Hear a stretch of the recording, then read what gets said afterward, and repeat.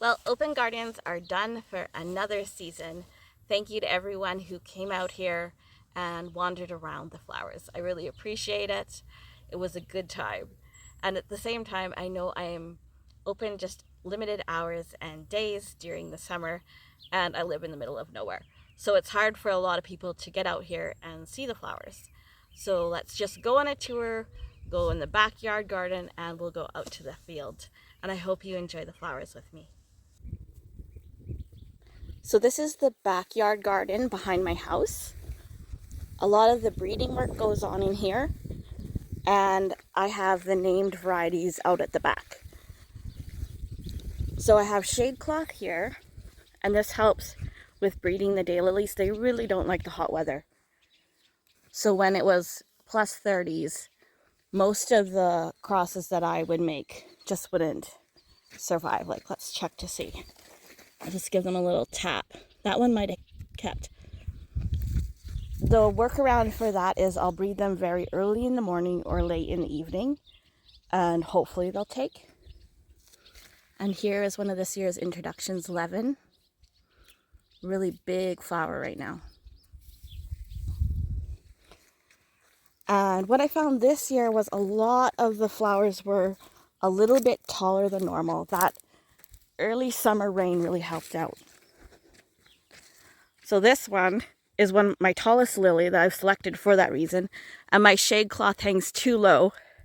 And so it's actually not getting as tall. It started bending. And then this daylily, it's a seedling. I've never seen it this tall. This is over 6 feet tall. And I love talls. If you hang out with me, you know that, because I don't really like bending over. I have too much tractor back. And they also work great for large yards like acreages and farm gardens, or as just a statement piece, these tall plants. So going down the middle, I have Lilyfield introductions for daylilies down each side. This is Wildly Content. It just opens really nice on cold mornings when other things aren't opening.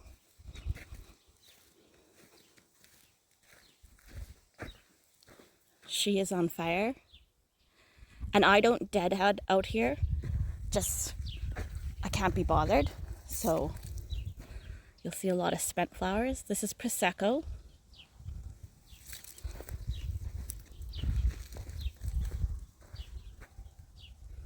River Walks and Lattes.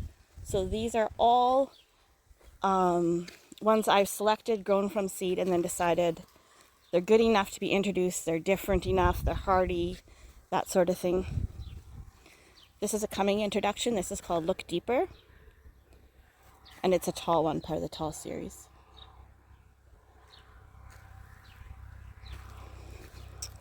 So in the back, currently I have 3 sales beds. So if you're looking for ones that are named varieties, some of them might be my Lilyfield's own introductions, and some are other people's that are really good, hardy garden varieties. And you can see in here, this garden's always ahead because the trees around it give it its own microclimate. So they're really in late bloom, almost finishing. Some are already finished because it's really warm in here. So this is Ava's Hill, just finishing up. And here's Lazy Wave.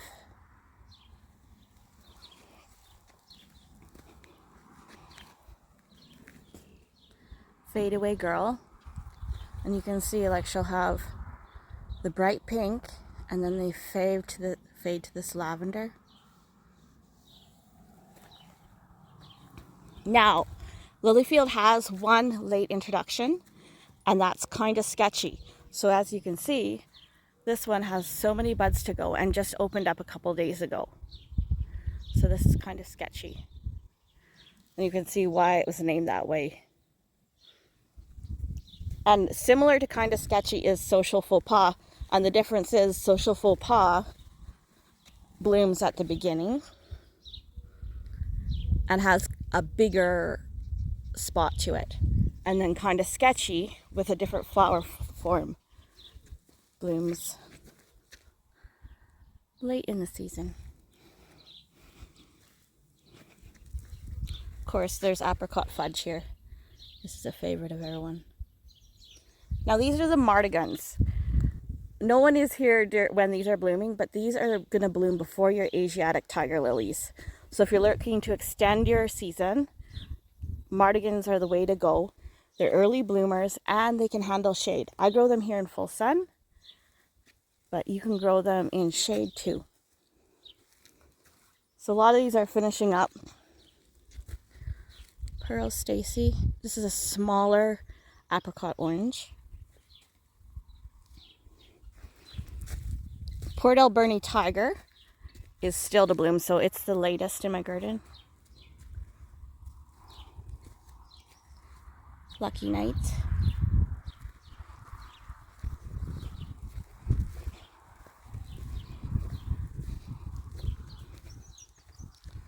And just a little sneak peek.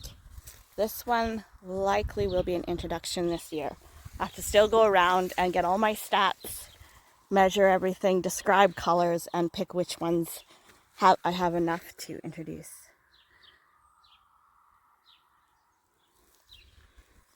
So this is the daylily sales bed. So daylilies are just getting into full bloom now. So generally their mid-season is after the mid-season of lilies. So you do get 2 seasons with these kind of flowers. Your lilies will go and then daylilies. This is Showbiz Kid.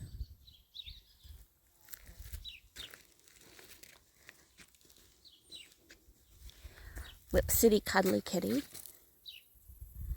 And if you're looking for a nice edger, it's like Stella, but I think this one does better here. This is Yellow Lollipop. iPod. This one's a little bit taller. This one's standing at 2.5 right now, but I think it would get to 3 feet. This is Dragon Sow. And just always spectacular. The yellows show up great. This is Big Bird.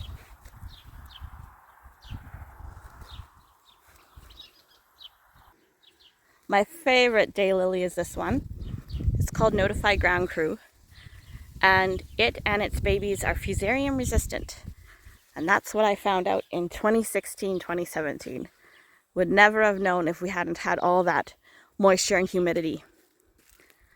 So it's huge, and I was so excited I actually sold one yesterday because these big ones don't go out of the garden that much because it's kind of hard to imagine a plant this big. Let's see if I stand by it. It's taller than me. So the tallest one would probably be 6 feet tall here. But it'll be average around 5 feet.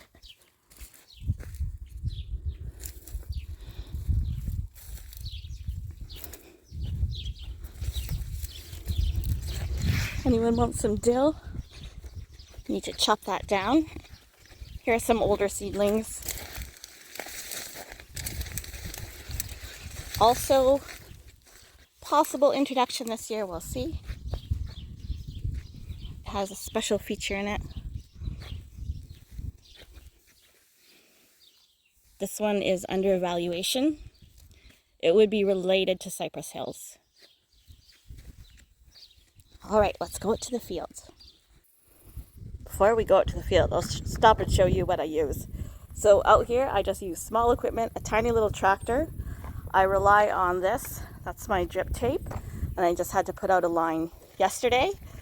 And I'm so grateful for the technology of drip tape and our lake that provides water.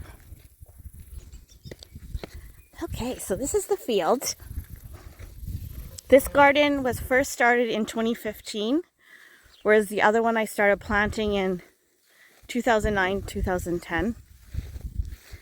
And what is out here is all breeding stock seedlings. Seedlings mean I've bred them, I've grown them from seed, and then I'm just seeing, do I like this? Is this unique? Does it have improved characteristics? Is it hardy? Does it show some kind of resistance to botrytis, or do the flowers open up nicely? Do they transplant well? So while they're out here, I'm evaluating all this. So that is what is here. These are my oldest ones along here. And you can see quite a lot have either been removed or have died. We had deer in here one year that ate down to the crowns, and that killed a lot, so that's why I have a deer fence up.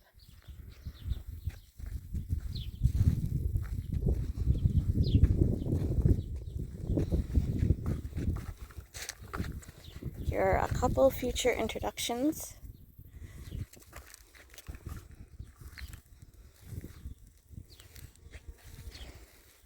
So those plants are several years old,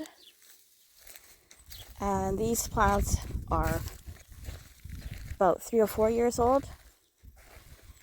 These plants are maybe 1 year old, and then these ones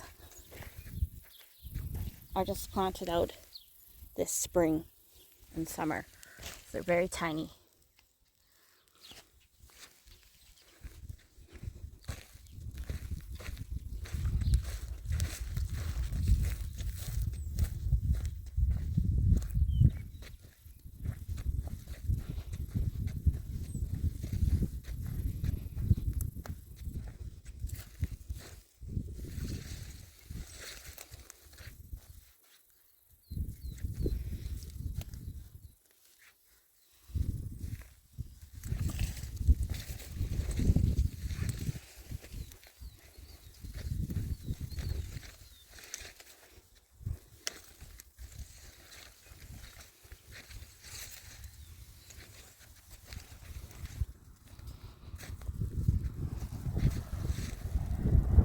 This is sweetgrass.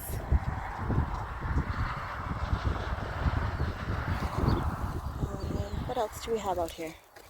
So there are some seedlings that have been named that are out here. This is burnout.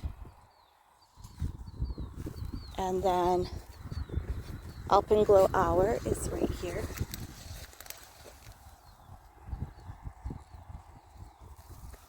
Just big floppy blooms.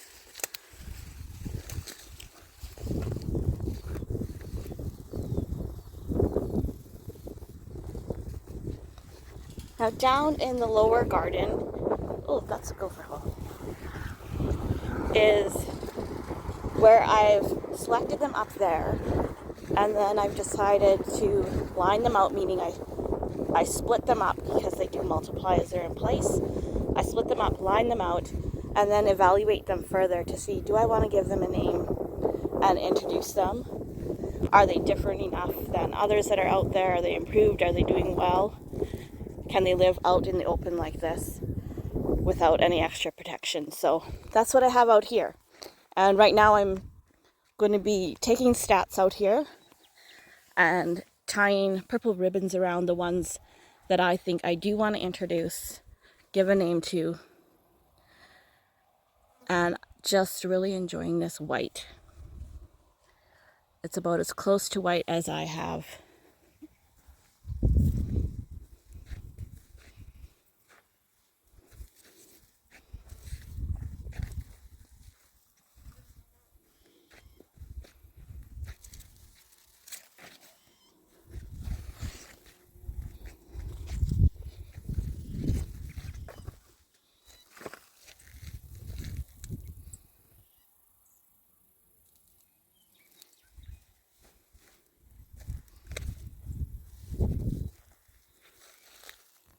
These are later because they have Lilium Davidii in the background, and it's a later blooming species.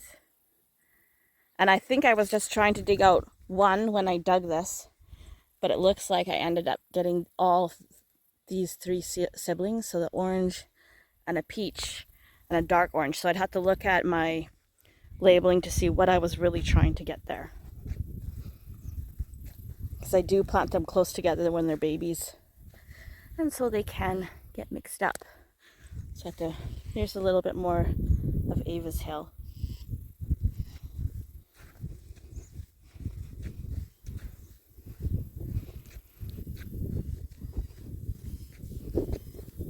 Here's shorter. I do have some that are shorter.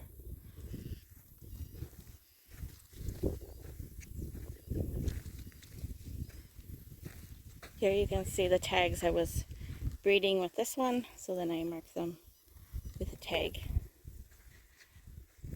And then for people who just want their bulbs in fall but do come out here, we just tie a ribbon around them, write their name, and a little bit of a description so we know what color they are when they're doing their plantings.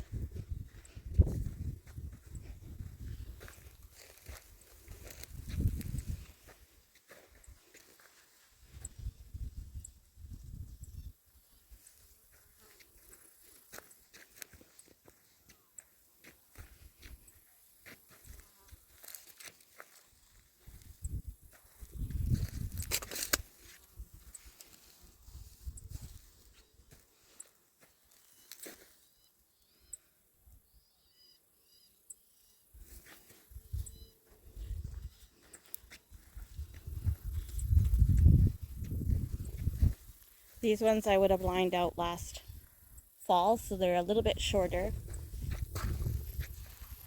Oh, this is cool. So most of these sunflowers are self-seeded, and I don't really expect anything other than yellow.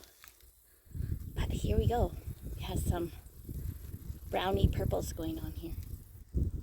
And then this one has some brown in it, the bronze. And then another thing I like to use for cut flowers are these onions. I just planted onions out here one time, and I just let them grow, and they make great cut flowers. They're not too stinky either.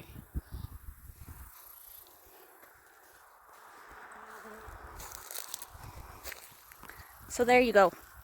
That's what it looks like out here, and I hope you enjoyed this. We'll see you later.